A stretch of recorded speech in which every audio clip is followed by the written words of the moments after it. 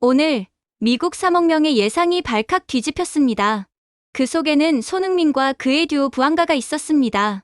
세인트루이스 에너자이저 파크. 적지의 함성은 벽처럼 밀려왔고 기자석은 긴장으로 흔들렸습니다. 주심의 휘슬. 페널티킥 선언. LAFC의 페널티킥 찬스의 경기장은 불길처럼 터져 올랐습니다. 런던에서 온 베테랑 기자는 직감했습니다. 이번에도 시작됐다. 욕심의 싸움. 팀을 무너뜨릴 순간이 온 거야. 과거 같은 장면에서 토트넘은 산산조각났습니다. 라멜라, 케인, 그리고 손흥민까지 휘말린 악몽. 그 상처는 아직도 많은 이들의 기억 속에 남아 있었습니다. 그리고 지금 똑같은 무대가 눈앞에 펼쳐졌습니다. 하지만 그 순간 그의 직감은 산산이 부서졌고 관중석은 초유의 사태의 침묵으로 일관했습니다. 도대체 무슨 일이 벌어진 걸까요? 그 놀라운 진실, 지금 바로 공개합니다.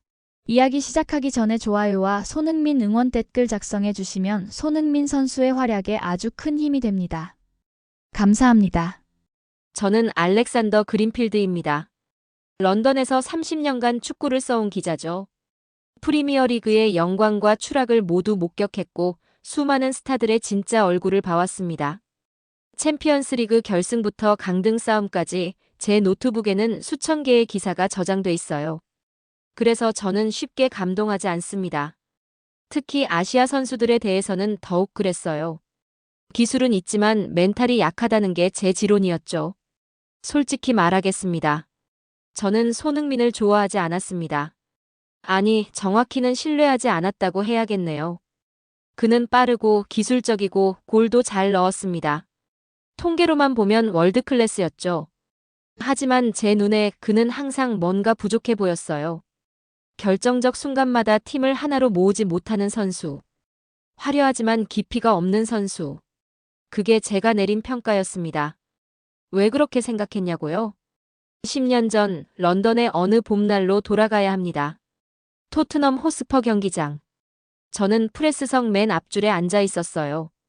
그날 토트넘은 중요한 리그 경기를 치르고 있었습니다. 챔피언스리그 진출을 위해 반드시 이겨야 하는 경기였죠.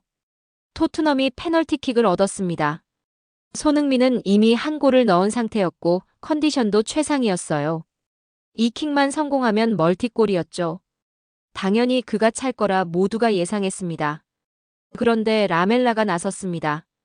에릭 라멜라. 아르헨티나 출신의 그 선수는 공을 움켜쥐고는 절대 놓지 않았어요. 손흥민이 다가가 뭔가 말했지만 라멜라는 고개를 돌렸습니다. 주장인 케인조차 개입하지 않았어요. 아니, 개입할 생각조차 없어 보였습니다. 분위기가 이상해졌습니다. 팬들이 웅성거리기 시작했고 동료들은 어색하게 서 있었죠. 손흥민은 결국 물러섰습니다. 그냥 조용히 아무 말 없이요. 결과는 처참한 실축이었습니다. 공은 골대를 맞고 튕겨나갔고 팬들의 야유가 경기장을 뒤덮었습니다. SNS는 순식간에 폭발했어요. 라멜라를 향한 분노, 손흥민을 향한 동정, 그리고 팀 분위기를 망쳤다는 비난까지. 경기장은 완전히 아수라장이 됐습니다. 해설자들은 토트넘의 내분이라는 표현까지 썼죠. 저는 그날 밤 호텔방에서 기사를 썼습니다. 제목은 토트넘, 탐욕이 팀을 갈라놓다였어요. 그리고 마지막 문단에 이렇게 적었죠. 손흥민, 화려한 기술은 있지만 팀을 이끄는 철학은 없다. 그는 리더가 아니라 팔로워다. 가혹했나요? 어쩌면요. 하지만 그게 제가 본 진실이었습니다. 손흥민은 그 상황에서 리더십을 보여주지 못했어요. 라멜라를 제압하지도 팀을 하나로 모으지도 못했습니다. 그저 조용히 물러서서 상황을 지켜봤을 뿐이죠. 진정한 리더라면 달랐을 겁니다. 팀을 위해 목소리를 냈겠죠. 그 사건 이후 손흥민은 제게 그냥 평범한 골잡이에 불과했습니다. 빠른 발과 정확한 슈팅. 인정합니다. 그건 뛰어났어요. 하지만 진정한 리더는 아니었습니다. 팀을 하나로 만드는 철학도 동료들을 변화시키는 힘도 없는 선수. 화려한 겉모습뿐인 선수. 그게 제 최종 결론이었습니다. 세월이 흘렀습니다. 손흥민은 토트넘에서 계속 골을 넣었고 팬들의 사랑을 받았죠. 하지만 제 생각은 변하지 않았습니다.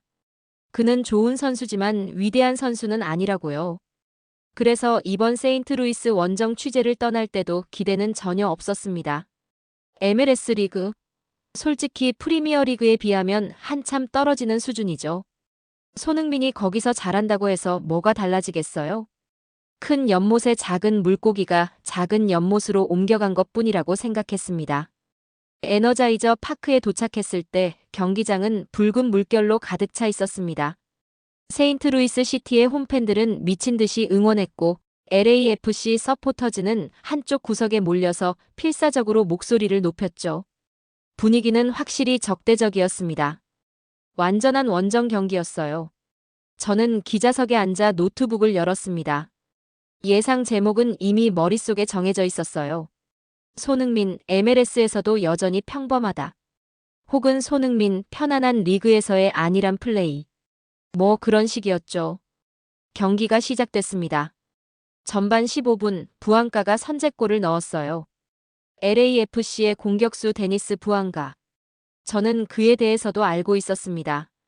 이기적이고 골 욕심 많기로 악명 높은 선수죠. 그리고 손흥민이 골을 넣기 시작했습니다. 전반 종료 직전 손흥민이 왼쪽 측면에서 수비를 제친 뒤 날카로운 오른발 슈팅으로 골을 터뜨렸어요. 깔끔한 골이었습니다. 주변 기자들이 감탄사를 내뱉었지만 저는 그냥 역시 골은 잘 넣네라고만 생각했어요. 후반전이 시작됐고 손흥민이 또 골을 넣었습니다. 멀티골이었어요. 손흥민은 4경기 연속골을 기록했죠. 토트넘 시절 이후 3년 9개월 만이라고 했습니다. 스코어보드에는 LAFC 3세인트루이스라고 0이라고 떠 있었어요. 경기는 거의 정리된 것처럼 보였습니다. 세인트루이스 팬들은 좌절한 표정이었고 LAFC 벤치는 여유로웠죠. 후반 22분쯤이었을 겁니다. 세인트루이스의 핸들링 반칙이 있었어요. 주심의 휘슬 소리가 경기장을 갈랐습니다. 페널티킥. 제 심장이 철렁 내려앉았습니다. 아니, 정확히는 불길한 예감이 확 밀려왔어요. 또 시작이군. 역사는 반복된다. 10년 전 그 악몽이 다시 펼쳐질 거야. 손흥민은 이미 2골을 넣은 상태였습니다. 이 페널티만 넣으면 해트트릭. MLS 데뷔 시즌에서 화려한 해트트릭을 달성하는 순간이었죠. 당연히 그가 찰 거라고 모두가 예상했습니다. 그런데 부앙가가 공을 집어들었습니다. 데니스 부앙가. 이기적이고 골 욕심 많기로 악명 높은 공격수. 언론에서는 그를 독불장군, 팀킬러라고 불렀어요. 동료와의 불화설도 끊이지 않았던 선수였죠. 저는 펜을 쥔 손에 힘을 주며 중얼거렸습니다. 시작됐다. 라멜라의 재림이다. 똑같은 상황이야. 기자석 주변이 술렁이기 시작했습니다. 옆자리 미국 기자가 흥분한 목소리로 말했어요. 오, 이거 재밌는데? 둘이 싸우려나? 저는 고개도 돌리지 않고 화면만 뚫어지게 응시했습니다. 10년 전 그 악몽이 다시 펼쳐질 거라 확신했습니다. 부안가는 공을 절대 놓지 않을 것이고 손흥민은 또다시 조용히 물러설 것이고 팀 분위기는 얼어붙을 겁니다. 그게 손흥민이니까요. 그게 제가 아는 한국인이었으니까요. 하지만 다음 순간 제 눈앞에서 벌어진 장면은 30년 기자 생활을 통틀어 가장 충격적인 순간이었습니다. 제 모든 선입견이, 모든 확신이 완전히 산산조각 나는 순간이었습니다. 부안가가 공을 집어들었습니다. 저는 노트북 화면에서 눈을 떼지 못했어요. 시작됐다. 또 그 지옥 같은 순간이 온 거야. 심장이 쿵쾅거렸습니다. 10년 전 런던에서 봤던 그 추악한 장면이 떠올랐어요. 그런데 부안가가 손흥민에게 달려갔습니다. 아니, 정확히는 달려갔다고 해야겠네요. 공을 든 채로 손흥민에게 뛰어갔어요. 저는 긴장했습니다. 공을 빼앗으려는 건가? 아니면 자기가 차겠다고 우기려는 건가? 부안가의 표정이 카메라에 클로즈업 됐습니다. 그의 얼굴은 진지했고 눈빛은 결연했어요.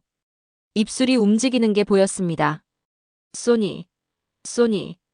그가 외쳤습니다. 목소리가 마이크에 잡혔어요. 내가 차야 해. 이거 차면 해트트릭이라고. 저는 펜을 떨어뜨렸습니다. 뭐라고? 지금 뭐라고 한 거죠? 기자석이 술렁이기 시작했습니다. 옆자리 동료가 저를 쳐다봤어요. 알렉스, 지금 저거 진짜야? 부안가가 양보하는 거야? 저는 대답하지 못했습니다. 입이 떡 벌어진 채로 화면만 응시했죠. 이게 가능한 일이에요? 데니스 부안가가 양보를 한다고요? 저는 부안가를 알고 있었습니다. 아주 잘요. 그는 LAFC에서 가장 이기적인 선수로 악명 높았어요. 지난 시즌 팀 동료와 골 세레모니 때문에 싸운 적도 있었죠. 언론에서는 그를 독불장군, 팀킬러라고 불렸습니다. 그런데 더 놀라운 건 상황이었습니다. 후반 22분. 스코어보드에는 LAFC 3세인트루이스라고 0-2라고 떠 있었어요. 경기는 이미 LAFC가 완전히 장악하고 있었죠.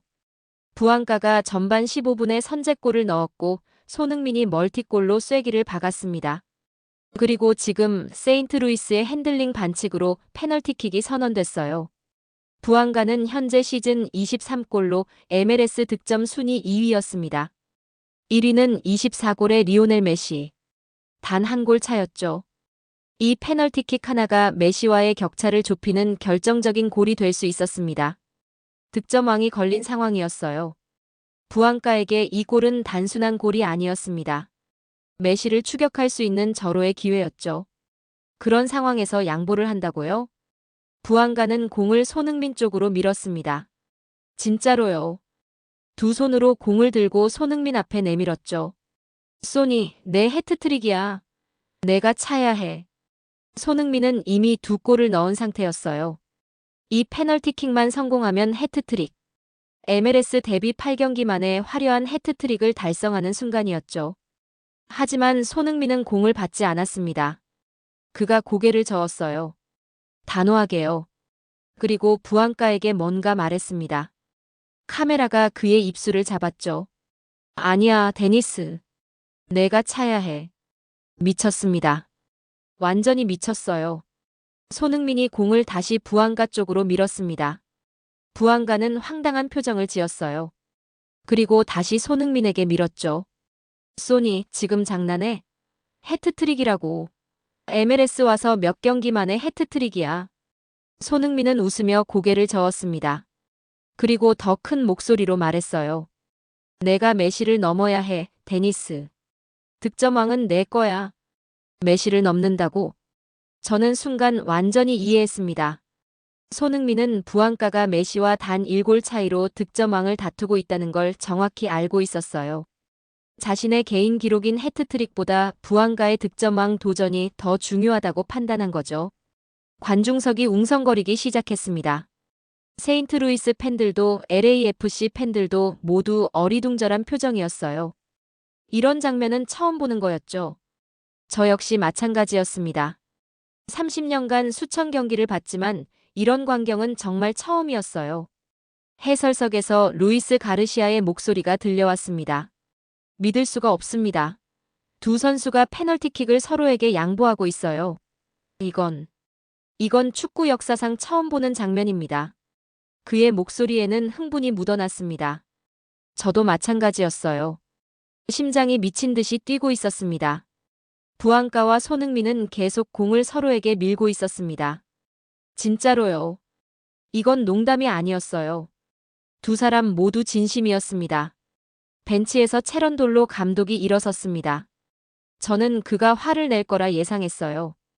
빨리 결정하라고 소리치겠지. 하지만 감독의 얼굴에는 미소가 번지고 있었습니다. 그는 코치진을 돌아보며 말했어요. 마이크가 그 말을 잡았죠. 이게 바로 위닝 멘탈리티다. 한국이 팀을 완전히 바꿔놨어. 위닝 멘탈리티? 저는 감독의 말에 충격받았습니다. 양보하는 게 위닝 멘탈리티라고요? 이건 상식을 뒤집는 말이었어요. 그리고 감독이 이어서 말했습니다. 서로의 득점을 더 바라주는 팀은 절대 무너지지 않는다. 저는 그 순간 소름이 돋았습니다. 10년 전 런던에서 라멜라는 이렇게 외쳤습니다. 이건 내 거야. 내가 골을 넣을 거야. 그건 욕심이었어요. 팀을 갈라놓는 이기심이었죠. 토트넘은 그날 무너졌습니다. 하지만 지금 손흥민은 정반대였습니다. 이건 내 거야. 내가 골을 넣어. 내가 빛나야 해. 이건 단순한 양보가 아니었어요. 동료를 세워주는 리더십이었습니다. 팀을 하나로 만드는 철학이었죠. 필드에서 부안가의 눈빛이 흔들렸습니다. 그의 표정이 변하는 게 보였어요. 뭔가 감정이 복받치는 것 같았죠. 이기적이라고 불렸던 그 선수의 얼굴에 감동이 번지고 있었습니다. 주심이 다가왔습니다. 시간을 재촉하는 제스처를 취했어요. 결정을 해야 할 때였습니다. 부안가가 손흥민의 어깨에 손을 얹었습니다. 두 사람은 잠시 눈을 마주쳤어요. 말없는 대화가 오갔죠. 그리고 부안가가 천천히 고개를 끄덕였습니다. 알았어, 소니. 부안가의 목소리가 떨리고 있었습니다. 내가 찰게. 하지만 이건 너 때문이야. 내가 날 믿어줘서 가능한 거야. 손흥민은 미소를 지으며 부안가의 등을 두드렸습니다. 그리고 뒤로 물러서며 엄지를 치켜 세웠어요. 부안가는 공을 집어들고 페널티 스팟에 놓았습니다. 손으로 잔디를 쓸어내고 공의 위치를 조정했죠. 평소보다 훨씬 신중했습니다. 관중석이 조용해졌습니다. 2만 명이 넘는 사람들이 숨을 죽이고 지켜봤어요. 저는 노트북을 내려다봤습니다. 미리 써뒀던 제목이 화면에 떠 있었어요. 손흥민, MLS에서도 여전히 평범하다. 저는 그 제목을 천천히 지웠습니다. 한 글자씩요. 그리고 새로운 제목을 쓰기 시작했습니다. 손흥민, 양보로 축구의 정의를 다시 쓰다. 옆자리 기자가 제 화면을 보고 중얼거렸습니다. 와, 알렉스. 내가 이런 제목을 쓰다니. 저는 대답하지 않았습니다. 화면만 응시하며 타이핑을 계속했어요. 데니스 부안가와 손흥민이 보여준 양보의 전쟁은 축구 역사의 새로운 장을 열었다. 이것은 단순한 스포츠맨십이 아니다. 이것은 철학이다. 10년 전 런던에서 라멜라의 욕심이 팀을 갈라놓았다면 오늘 세인트루이스에서 손흥민의 양보는 팀을 하나로 만들었다. 부안가가 뒤로 물러섰습니다. 깊게 숨을 들이쉬었죠. 저는 숨을 멈췄습니다. 모든 사람이 그랬을 거예요. 이 순간이 역사가 될 거라는 걸 모두가 느끼고 있었습니다. 손흥민의 해트트릭이 아니라 양보의 철학이 기록될 순간이었죠. 부안가가 페널티 스팟 앞에 섰습니다. 저는 그 모습을 보며 10년 전으로 돌아갔습니다. 똑같은 상황이었어요. 손흥민은 2골을 넣었고 페널티킥 하나면 해트트릭. 그런데 다른 선수가 공을 잡았죠. 10년 전에는 라멜라였고 지금은 부안가였습니다. 하지만 과정은 완전히 정반대였어요. 런던의 어느 봄날. 토트넘이 페널티킥을 얻었고 손흥민은 이미 한 골을 넣은 상태였어요. 당연히 그가 찰 거라고 모두가 생각했습니다. 그런데 라멜라가 나섰습니다. 에릭 라멜라. 그는 공을 움켜쥐고는 절대 놓지 않았어요. 손흥민이 다가가 뭔가 말했지만 라멜라는 고개를 돌렸습니다. 이건 내 거야. 주장 케인조차 개입하지 않았어요. 분위기가 얼어붙었고 손흥민은 결국 조용히 물러섰습니다. 라멜라가 도움닫기를 했습니다.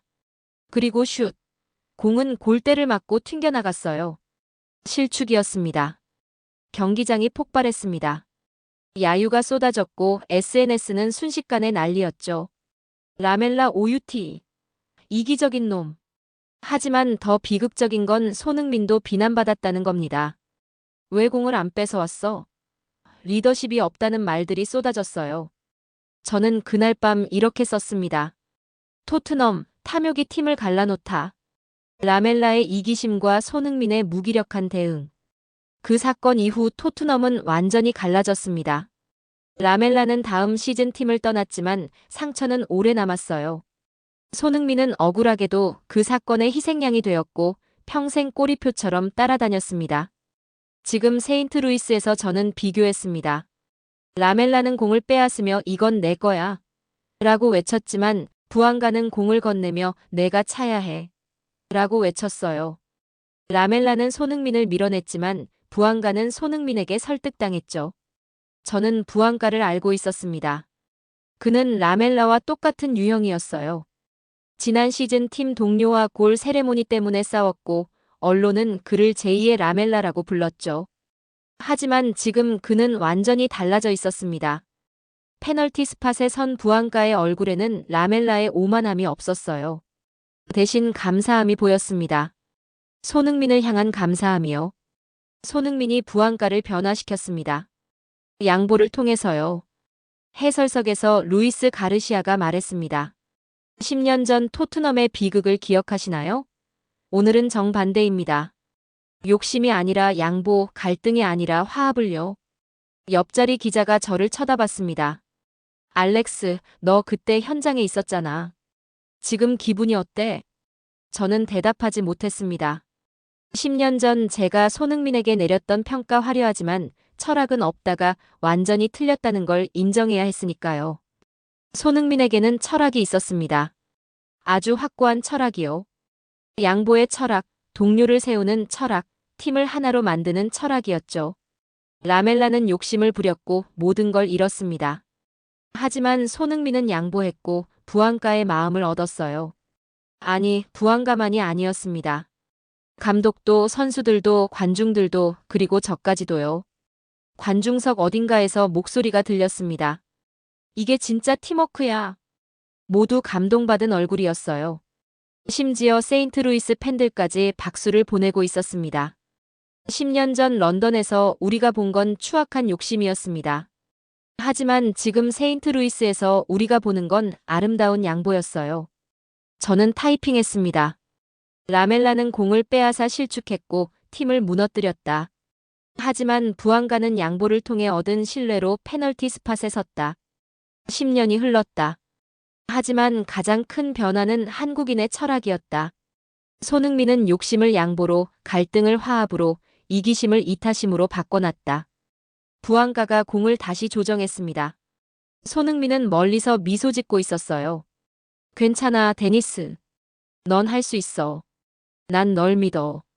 라멜라는 욕심으로 빼앗은 기회였지만 부안가는 양보로 얻은 신뢰를 등에 업고 있었습니다. 관중석이 더욱 조용해졌습니다. 이건 단순한 페널티킥이 아니었어요. 이건 10년 전 비극의 리메이크였고 라멜라와 부안가의 운명을 가르는 순간이었으며 손흥민의 철학이 옳았는지를 증명하는 순간이었습니다. 이기적이라 불리던 부안가조차 손흥민과 함께하며 변했고 손흥민은 과거의 상처를 완전히 뒤집었습니다. 저는 깨달았습니다. 한국인은 같은 상황을 정반대로 바꾼다는 것을요. 부안가가 공 앞에 섰을 때 저는 또 다른 사람을 떠올렸습니다. 해리 케인. 토트넘의 전설이자 잉글랜드의 주장. 저는 그와 손흥민이 함께했던 시간들을 기억합니다. 케인은 위대한 선수였습니다. 하지만 그에게는 한 가지 철칙이 있었죠. PK는 내가 찬다. 프리킥도 내가 한다. 이건 협상의 여지가 없는 규칙이었습니다. 어느 겨울날이었습니다. 손흥민은 환상적인 플레이를 펼치고 있었어요. 2골을 넣었고 해트트릭이 코앞이었죠. 그때 토트넘이 페널티킥을 얻었습니다. 손흥민이 공에 다가갔어요. 당연했죠. 그날의 주인공은 그였으니까요. 하지만 케인이 나타났습니다. 이건 내 거야. 케인의 목소리는 단호했습니다. 주장으로서의 권위가 묻어났죠. 손흥민은 뭔가 말하려 했습니다. 하지만 케인은 이미 공을 집어들었어요. 규칙이야. PK는 항상 내가 차는 거. 저는 프레스석에서 그 장면을 지켜봤습니다. 손흥민의 표정이 기억나요. 아쉬움과 실망이 섞인 얼굴이었죠. 케인은 골을 넣었습니다. 정확하게요. 동료들이 그를 축하했지만 손흥민은 조용히 박수만 쳤어요. 경기 후 기자회견에서 누군가 물었습니다. 손흥민에게 양보할 생각은 없었나요? 그가 해트트릭할 수 있었는데요. 케인은 웃으며 대답했습니다. 손은 충분히 골을 넣고 있어요. PK는 제 영역이고 그건 팀의 규칙입니다. 저는 그때 그 대답이 합리적이라고 생각했습니다. 명확한 역할 분담이 팀에 도움이 된다고 믿었죠. 하지만 지금 생각해보면 그건 독점이었어요. 케인은 득점왕 경쟁을 하고 있었습니다. 매 시즌 골든 부트를 노렸죠. 그래서 PK를 절대 양보하지 않았어요. 손흥민이 2골을 넣든 3골을 넣든 상관없었습니다. PK는 무조건 케인의 것이었죠. 그 시즌 손흥민은 리그에서 많은 골을 넣었습니다. 하지만 해트트릭은 단 한 번도 없었어요. 왜냐하면 결정적 순간에 PK는 항상 케인이 찼으니까요. 저는 당시에 이렇게 썼습니다. 케인의 리더십은 명확하다. 주장으로서 책임을 지고 PK라는 중압감을 혼자 감당한다. 이것이 진정한 에이스의 모습이다. 하지만 지금 보니 그건 리더십이 아니었어요. 독점이었죠. 케인은 기록을 쌓았습니다. 골든 부트를 여러 번 탔죠. 하지만 동료를 세워주지는 않았어요. 그리고 지금 세인트루이스. 손흥민은 완전히 다른 모습을 보여주고 있었습니다. 내가 메시를 넘어야 해, 데니스. 득점왕은 내 거야. 케인이라면 절대 하지 않을 말이었어요. 케인이라면 이렇게 말했을 겁니다. 데니스, 미안하지만 이건 내 거야. PK는 내가 차는 거니까. 기자석 옆자리에서 목소리가 들렸습니다. 알렉스, 케인이 있었다면 저렇게 양보했을까? 저는 고개를 저었습니다. 절대 아니야. 케인은 자기 기록을 포기하지 않아. 그게 그의 방식이니까. 그럼 누가 더 나은 리더야? 저는 대답하지 못했습니다.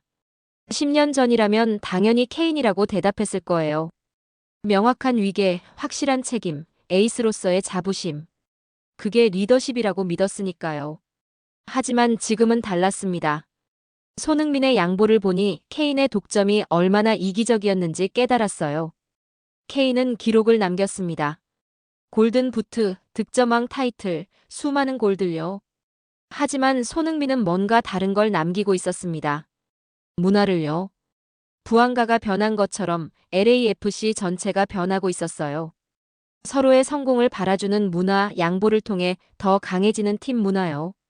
케인은 그런 문화를 만들지 못했습니다. 토트넘에서 그는 독보적인 에이스였지만 팀은 결국 무너졌죠. 해설석에서 루이스 가르시아가 말했습니다.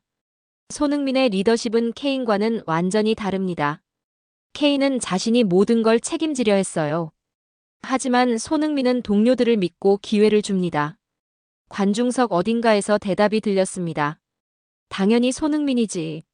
케인은 기록만 쌓았지만 손흥민은 팀을 바꾸고 있어. 저는 그 말에 고개를 끄덕였습니다. 케인은 토트넘에서 수년을 뛰었지만 우승 트로피는 없었어요. 개인 기록은 화려했지만 팀은 항상 아쉬움이 남았죠. 왜일까요? 어쩌면 독점 때문이었을지도 몰라요. PK를, 프리킥을, 주목을 독점하면서 동료들은 그늘에 가려졌죠. 하지만 손흥민은 달랐습니다.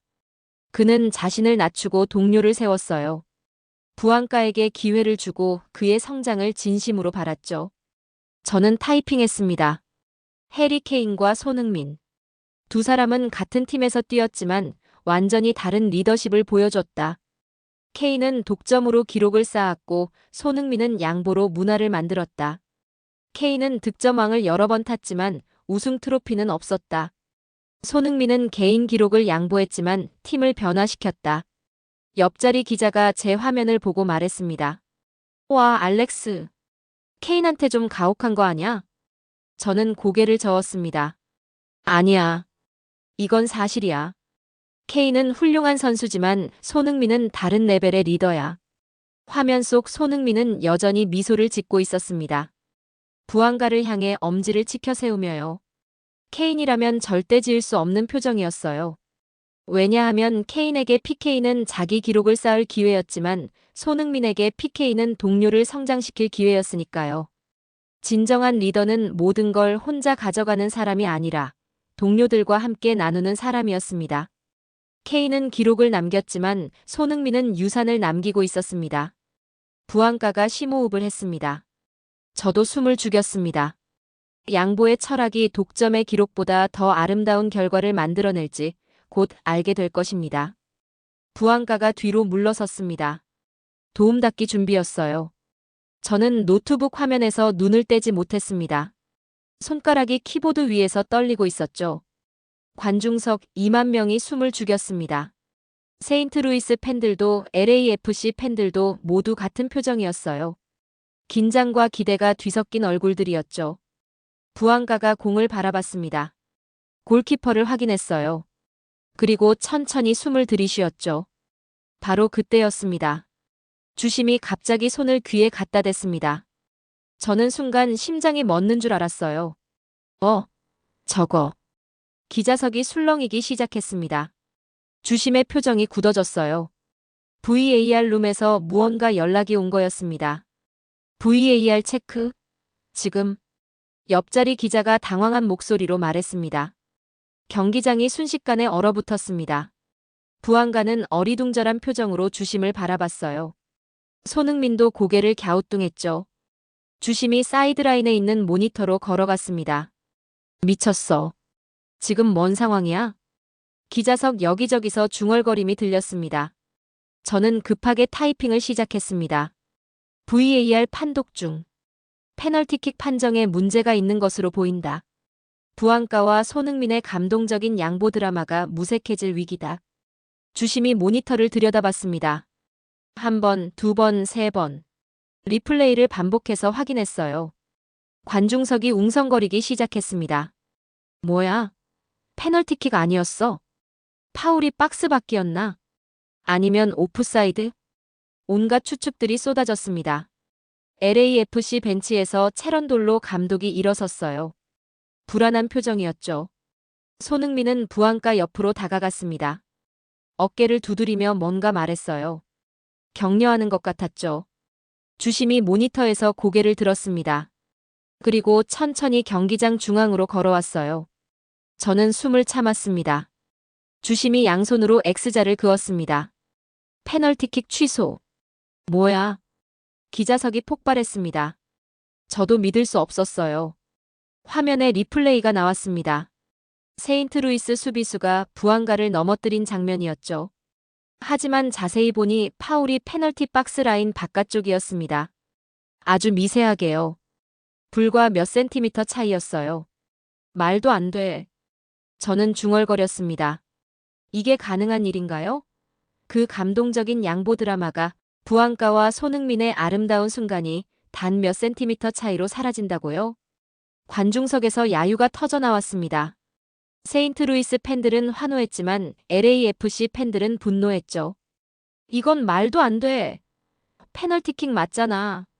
VAR 때문에 감동이 다 사라졌어.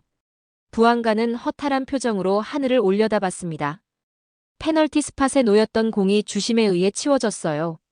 저는 그 순간이 너무 안타까웠습니다. 부안가는 이기적인 선수였어요. 하지만 오늘 손흥민 덕분에 변했죠.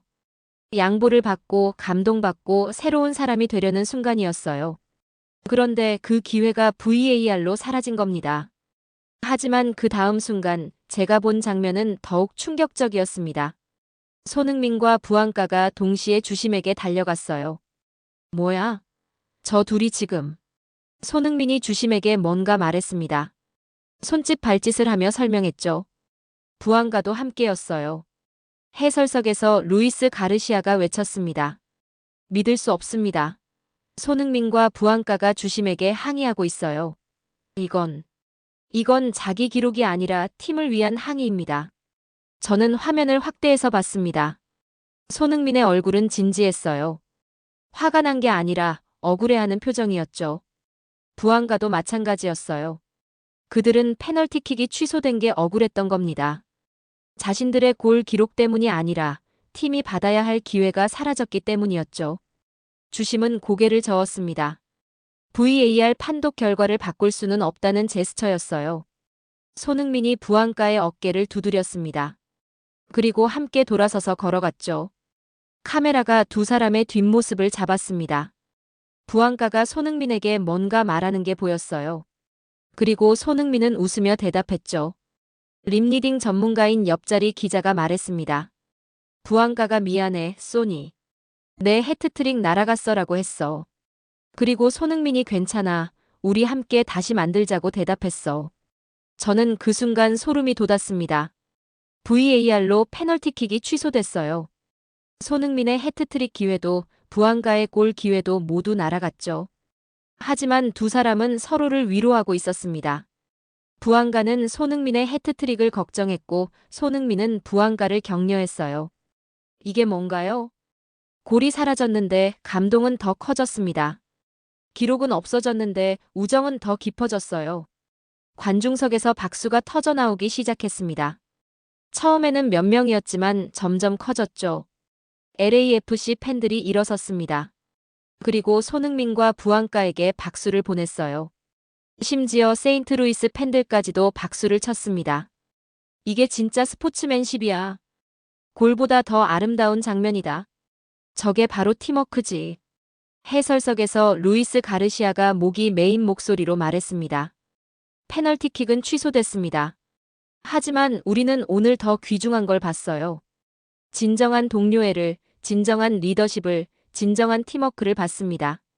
VAR이 골은 빼앗아갔지만 이 순간의 감동은 절대 빼앗아갈 수 없습니다. 저는 타이핑을 멈췄습니다.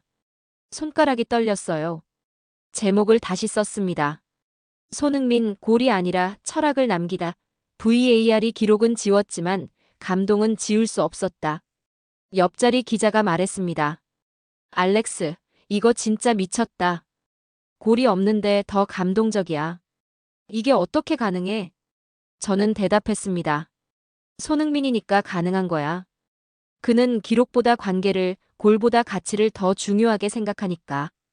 부안가와 손흥민이 서로 주먹을 부딪혔습니다. 그리고 함께 웃었어요. VAR이 그들의 골 기회를 빼앗아갔지만 그들의 우정은 빼앗아갈 수 없었습니다. 페널티킥은 취소됐지만 양보의 드라마는 더 큰 감동으로 남았어요. 관중석은 여전히 박수를 보내고 있었습니다. 끝없이요. 저는 깨달았습니다. 진짜 기적은 골이 아니라는 걸요. 진짜 기적은 골이 사라진 후에도 서로를 위로하고 격려하고 함께 웃을 수 있는 관계라는 걸요. 손흥민은 오늘 골을 잃었습니다. 해트트릭도 이루지 못했죠. 하지만 그는 더 큰 걸 만들어냈습니다. 경기가 재개됐습니다. 하지만 관중석의 분위기는 이미 변해 있었어요. 저는 기자석에서 주변을 둘러봤습니다. LAFC 팬 구역에서 한 중년 남성이 눈물을 닦고 있는 게 보였어요.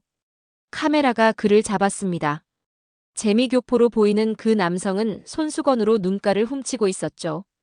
옆자리 기자가 중얼거렸습니다. 저 사람 왜 우는 거야? 골도 안 들어갔는데. 저는 알 것 같았습니다. 경기 후 믹스트존에서 저는 그 남성을 찾았습니다. 김성훈 52라는 분이었어요.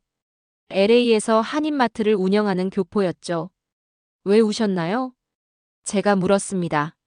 김 씨는 잠시 말을 못했습니다. 그리고 천천히 입을 열었어요. 10년 전 그 라멜라 사건 기억하세요? 저도 토트넘 팬이었거든요.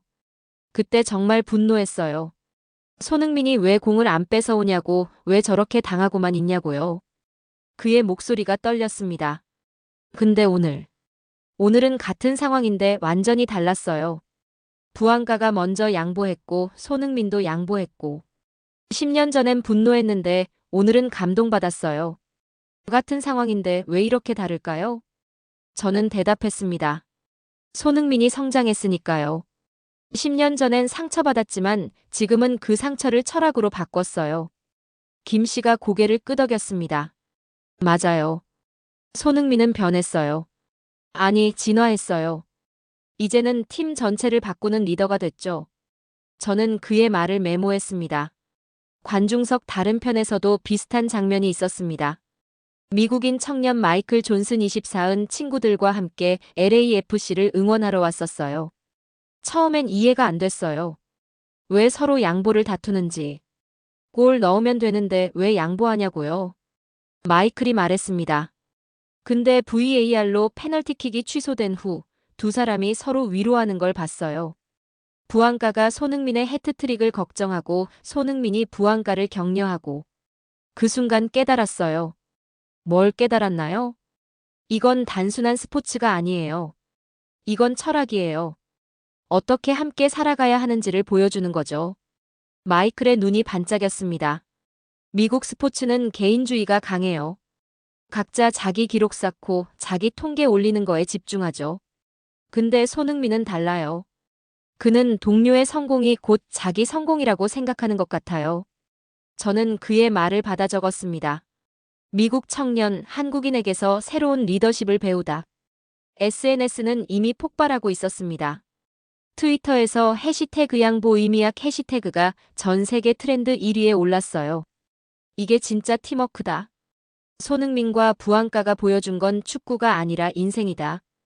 VAR로 골이 취소됐는데 더 감동적이다. 이게 어떻게 가능하지? K는 PK를 독점했지만 손흥민은 양보했다. 누가 더 위대한 리더인가? 인스타그램에는 영상이 빠르게 퍼지고 있었습니다. 손흥민과 부안가가 공을 서로에게 밀어주는 장면, VAR 취소 후 서로 위로하는 장면이 수백만 뷰를 기록했죠. 한 댓글이 눈에 띄었습니다. 내 아들에게 이 영상을 보여줬다. 승리보다 중요한 게 있다는 걸 가르치고 싶었다. 손흥민 고맙다. 저는 그 댓글을 스크린샷으로 찍었습니다. 기자석으로 돌아왔을 때 동료들이 저를 둘러쌌습니다. 알렉스, 너 10년 전 라멜라 사건 기사 쓴 사람 맞지? 그때 손흥민한테 좀 가혹했잖아. 지금 기분이 어때? 저는 솔직하게 대답했습니다. 부끄러워요. 제가 완전히 틀렸어요. 손흥민에게는 철학이 있었어요. 제가 못 봤을 뿐이죠. 한 동료가 말했습니다. 하지만 손흥민도 성장한 거 아냐? 10년 전에는 어쩔 수 없었을 수도 있어. 저는 고개를 저었습니다. 아니에요. 10년 전에도 손흥민은 양보하려 했어요. 라멜라가 거절한 거죠. 지금 부안가가 받아들인 것처럼 그때 라멜라가 받아들였다면 모든 게 달랐을 거예요. 저는 깨달았습니다. 문제는 손흥민이 아니었어요. 문제는 주변 사람들이었죠. 라멜라는 양보를 받아들일 준비가 안 돼 있었고 K는 양보할 생각조차 없었어요. 하지만 지금 부안가는 달랐습니다. 그는 손흥민의 양보를 받아들였고 변화했어요. 관중석에서 또 다른 함성이 들렸습니다. 우린 이제 LAFC가 아니라 바이브스다. LAFC 팬들이 새로운 구호를 외치기 시작했어요. 바이브즈는 분위기, 느낌을 뜻하는 말이죠. 저는 그 의미를 이해했습니다. 손흥민이 만든 건 단순한 전술이나 기록이 아니었어요. 분위기였죠. 팀 전체의 문화, 서로를 응원하는 바이브스였어요. 한 팬이 플래카드를 들고 있었습니다. 손 BOUANGACULTUR이 CHANGE. 손흥민 더하기 부안가는 문화 변화라는 뜻이었어요. 저는 사진을 찍었습니다. 이게 오늘의 핵심이었으니까요. 경기는 계속됐습니다. 하지만 이미 승부는 결정된 것 같았어요. LAFC는 3대 0으로 승리를 굳혔고 손흥민은 4경기 연속골을 기록했으며 MLS 8경기 만에 두 자릿수 공격 포인트를 달성했습니다. 하지만 오늘의 진짜 기록은 숫자가 아니었어요. 관중석에서 계속되는 박수, SNS에서 폭발하는 해시태그 양보 의미약, 눈물을 흘리는 팬들, 이게 진짜 축구다라고 외치는 청년들. 이게 진짜 기록이었습니다. 저는 메모했습니다. 오늘 세인트루이스 에너자이저 파크에서 문화가 바뀌었다. 라멜라의 이기심, 케인의 독점, 그 모든 과거를 뒤집은 단 한 사람. 손흥민은 골이 아니라 철학으로, 기록이 아니라 문화로 세상을 움직였다. 경기장을 나서며 저는 뒤돌아봤습니다. 팬들은 여전히 떠나지 않고 있었어요. 손흥민과 부안가를 기다리며 환호하고 있었죠. 한 어린 소년이 아버지에게 물었습니다. 아빠, 손흥민은 왜 해트트릭 안 했어? 아버지가 대답했습니다. 아들아, 손흥민은 해트트릭보다 더 큰 걸 만들었단다. 친구를 만들었어. 저는 그 대화를 듣고 미소 지었습니다. 오늘 손흥민은 해트트릭을 하지 못했습니다. 하지만 그는 전 세계 팬들의 마음에 해트트릭을 했습니다. 경기가 끝났습니다. 최종 스코어 LAFC 3 세인트루이스 0. 저는 기자회견장으로 향했습니다. 복도는 이미 기자들로 붐볐어요. 모두 흥분한 표정이었죠. 양보 장면 봤어? 미쳤더라. VAR 취소됐는데도 서로 위로하더라고. 손흥민 진짜 다른 레벨이야. 회견장 문이 열렸습니다. 체런돌로 감독이 들어왔어요. 그의 얼굴에는 미소가 가득했습니다. 첫 질문이 나왔습니다. 감독님, 페널티킥 상황에서 두 선수가 양보를 다퉜습니다. 어떻게 보셨나요? 감독이 웃으며 대답했습니다. 솔직히 말하면 저도 처음엔 당황했어요. 빨리 차라고 소리치려다가 참았죠. 그런데 그 순간 깨달았습니다. 저 두 사람이 우리 팀을 바꾸고 있다는 걸요. 어떤 의미에서 바꾸고 있다는 건가요? 감독의 목소리에 확신이 묻어났습니다. 서로의 득점을 더 바라주는 팀은 절대 무너지지 않습니다. 이게 진짜 위닝 멘탈리티예요. 저는 메모했습니다. 서로의 득점을 더 바라주는 팀이라는 문구가 강렬했어요. 다른 기자가 손을 들었습니다. 손흥민 선수가 오기 전과 후 팀이 어떻게 달라졌나요? 감독이 잠시 생각하더니 답했습니다. 손흥민이 오기 전 LAFC는 개인 플레이가 강했어요. 각자 자기 기록을 쌓는데 집중했죠. 솔직히 라커룸 분위기도 좋지 않았어요. 선수들끼리 골 누가 더 넣나 경쟁하고 어시스트 통계로 다투기도 했어요. 감독이 고개를 저었습니다. 하지만 지금은 완전히 다릅니다. 손흥민이 보여준 양보의 철학이 팀 전체로 퍼지고 있어요. 훈련장에서도 달라졌어요. 선수들이 서로 격려하고 동료의 성공을 진심으로 기뻐해요. 부안가 선수는 이기적이라는 평가가 많았는데 오늘 완전히 다른 모습이었습니다. 감독이 고개를 끄덕였습니다. 부안가는 좋은 선수예요. 재능도 뛰어나고요. 하지만 외로웠죠. 모든 걸 혼자 해결해야 한다고 생각했어요. 아무도 자기를 도와주지 않을 거라고 믿었던 거예요. 감독의 목소리가 부드러워졌습니다. 그런데 손흥민이 그에게 보여줬습니다. 동료를 믿어도 된다는 걸요. 함께하면 더 강해진다는 걸요. 오늘 페널티킥 상황을 보세요. 부안가가 먼저 손흥민에게 양보하려 했잖아요. 몇 달 전 같았으면 상상도 못할 일이에요. 저는 타이핑을 계속했습니다. 외로운 천재에서 신뢰받는 에이스로. 부안가의 변신. 또 다른 기자가 질문했습니다. VAR로 페널티킥이 취소됐을 때 두 선수가 함께 주심에게 항의했습니다. 그 장면을 어떻게 보셨나요? 감독의 얼굴이 밝아졌습니다. 바로 그거예요. 그게 제가 말하는 팀워크예요. 그들은 자기 기록 때문에 항의한 게 아니에요. 팀이 받아야 할 기회를 빼앗겼다고 생각했던 거죠. 감독이 앞으로 몸을 기울였습니다. 그리고 VAR로 골이 취소된 후 봤습니까? 두 선수가 서로를 위로했어요. 부안가는 손흥민의 해트트릭을 걱정했고 손흥민은 부안가를 격려했죠. 이게 바로 위닝 멘탈리티입니다. 좌절이 아니라 신뢰로 답하는 거예요. 박수가 터져 나왔습니다. 기자회견장에서는 드문 일이었죠. 한 기자가 마지막 질문을 했습니다. 이번 시즌 LAFC의 목표는 뭔가요? 우승이 가능하다고 보시나요? 감독이 자신감 있게 답했습니다. 우승은 결과예요. 중요한 건 과정이죠. 우리가 지금 만들고 있는 건 우승팀의 문화예요. 서로를 믿고 서로의 성공을 바라주고 함께 성장하는 문화요. 감독이 일어서며 마지막 말을 덧붙였습니다. 손흥민은 우리 팀의 기술만 가져온 게 아니에요. 철학을 가져왔어요. 그리고 그 철학이 이 팀을 우승팀으로 만들 겁니다. 감독이 퇴장하고 손흥민과 부안가가 함께 들어왔습니다. 두 사람은 어깨동무를 하고 있었어요. 플래시 세례가 쏟아졌습니다. 저는 손을 들었습니다. 감독이 제 이름을 불렀죠. 손흥민 선수, 알렉산더 그린필드, 런던 타임스입니다. 손흥민이 저를 봤습니다. 부드러운 눈빛이었어요. 페널티킥 상황에서 부안가 선수에게 양보했습니다. 해트트릭을 포기한 건데 후회는 없나요? 손흥민이 웃으며 대답했습니다. 후회요? 전혀 없어요. 데니스가 메시를 넘어야 한다고 생각했어요. 제 해트트릭보다 그게 더 중요했죠. 그리고 팀이 이기는 게 가장 중요하고요. 하지만 개인 기록도 중요하지 않나요? 손흥민의 대답은 담담했지만 확고했습니다. 기록은 자연스럽게 따라오는 거예요. 더 중요한 건 팀이 이기는 거고 동료들이 성장하는 겁니다. 제가 해트트릭 10번 해도 팀이 지면 무슨 의미가 있어요? 다른 기자가 질문했습니다. 감독님이 손흥민이 팀 문화를 바꿨다고 하셨는데 본인도 그렇게 생각하시나요? 손흥민이 잠시 망설이더니 답했습니다.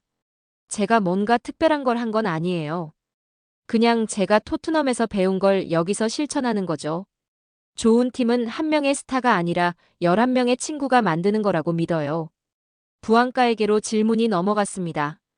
부안가 선수, 당신은 이기적이라는 평가를 받아왔습니다. 오늘 손흥민에게 페널티킥을 주려고 했는데 무슨 일이 있었나요? 부안가가 손흥민을 바라봤습니다. 그의 눈에는 존경이 묻어났어요.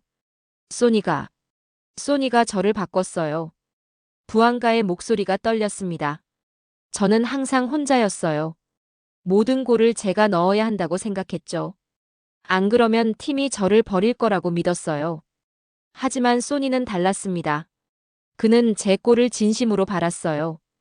제가 빛나기를 원했죠. 제가 메시를 넘어서 득점왕을 타길 바랐어요. 부안가가 손으로 눈가를 훔쳤습니다. 그 순간 깨달았습니다. 이 사람은 진짜 동료구나. 진짜 형이구나. 그래서 저도 소니에게 해트트릭을 만들어주고 싶었어요. 회견장이 조용해졌습니다. 부안가의 진심이 모두에게 전해졌어요. 저는 타이핑을 멈췄습니다. 손가락이 떨렸어요. 30년 기자 생활에서 이렇게 진솔한 고백은 처음이었습니다. 손흥민이 부안가의 어깨를 두드렸습니다. 두 사람은 웃으며 일어섰어요. 저는 노트북을 닫았습니다. 제목은 이미 정해져 있었어요. 손흥민, 단순한 선수 이상 팀을 바꾸는 철학자. 그리고 부제목. 서로의 득점을 더 바라주는 팀은 무너지지 않는다. 회견이 끝나고 저는 복도에서 손흥민을 다시 만났습니다. 손흥민 선수, 잠깐 시간 있나요? 손흥민이 멈춰 섰습니다.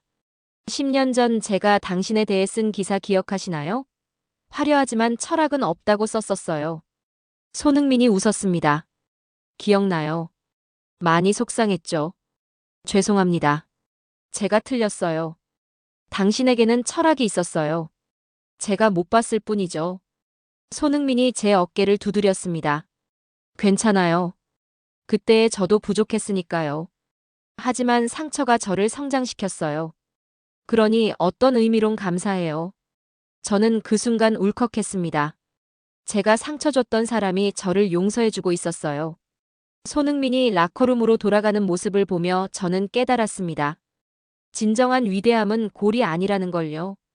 진정한 위대함은 동료를 변화시키고 팀을 하나로 만들고 심지어 자신을 비난했던 사람조차 용서하는 마음이라는 걸요. 저는 호텔로 돌아와 노트북을 열었습니다.